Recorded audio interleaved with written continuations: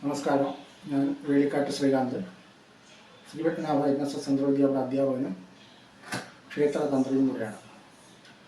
നമ്മൾ സാധാരണയായി ചില ക്ഷേത്രങ്ങളിൽ ഉദ്യാസ്തമന പൂജ, മറ്റ് കളഭാഭിഷേകം തുടങ്ങിയുള്ള വഴിപാടുകൾ നമ്മൾ സാധാരണ നേർച്ചയെ നടത്താറുണ്ട്. ഇപ്പോൾ ശബരിമലയുള്ള ക്ഷേത്രങ്ങളുടെ പടിപൂജയൊക്കെ നമ്മൾ ബുക്ക് ചെയ്താൽ പോലും വർഷങ്ങൾ കഴിഞ്ഞായിരിക്കും നമ്മുടെ ആ ഒരു ടേൺ വരിക.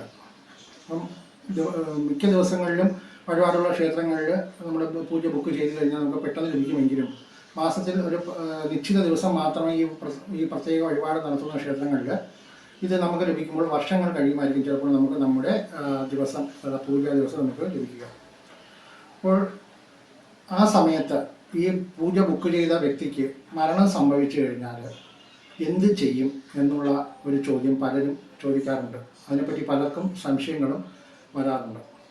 അപ്പോൾ ഒരു വ്യക്തി ബുക്ക് ചെയ്ത വ്യക്തിയുടെ പേരിലും ഒരാളുടെ പേരിലും നക്ഷത്രത്തിലായിരിക്കാം പൂജ ബുക്ക് ചെയ്തിരിക്കുക.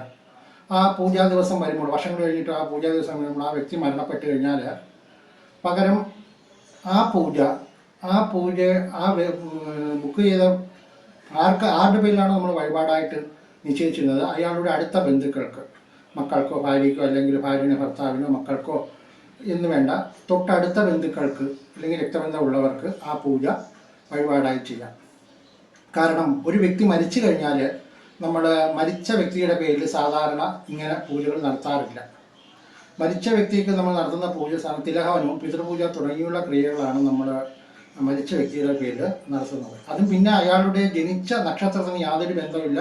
ഒരു വ്യക്തി മരിച്ചു കഴിഞ്ഞാൽ അയാളുടെ മരിച്ച നക്ഷത്രത്തിലാണ് ഈ പറയുന്ന പിതൃപരമായിട്ടുള്ള കർമ്മങ്ങളും ബലിയും തിലഹവനും ഒക്കെ ചെയ്യുക. അപ്പോൾ ദേവനുള്ള മറ്റൊരു പൂജ മരിച്ച വ്യക്തിയുടെ പേരിൽ ചെയ്യാൻ സാധിക്കാത്തതിനാൽ ഇത് ഇങ്ങനെയുള്ളൊരു വഴിപാട് ബുക്ക് ചെയ്തതിന് ശേഷം ആ വ്യക്തിക്ക് എന്തെങ്കിലും സംഭവിച്ചാൽ ആ വഴിപാട് ദിവസം നമുക്ക് പിന്നീട് മാസങ്ങൾ കഴിഞ്ഞോ അല്ലെങ്കിൽ വർഷം കഴിഞ്ഞോ ലഭിക്കുന്ന ആ വഴിപാട് ദിവസം ആ വ്യക്തിയുമായിട്ട് അടുത്ത ബന്ധമുള്ളവർക്ക് അവരുടെ പേരിൽ ആ വഴിപാട് നടത്താവുന്നതാണ്.